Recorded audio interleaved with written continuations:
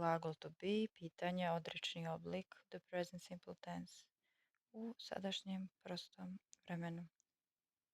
To be, questions, negative form, the present simple tense. Negative form, odrečni oblik, long form, dugi oblik, am, is, are, not, am not, is not, are not. Short form, kratki oblik, not, isn't, aren't. I am not a teacher. I'm not a teacher. Ja nisam učitelj, nastavnik. You are not my sister. You aren't my sister. Ti nisi moja sestra. He is not happy. He isn't happy. On nije srećan. She is not my mother. She isn't my mother. Ona nije moja majka. It is not an elephant. It isn't an elephant. To nije slon.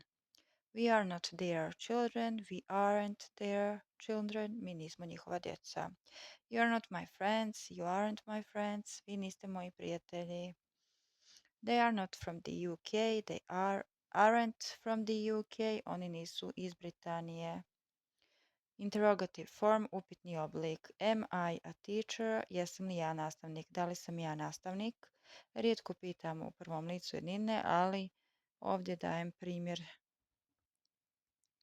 Are you my sister? Jesi li ti moja sestra? Da li si ti moja sestra? Is he happy? Je li on srećan?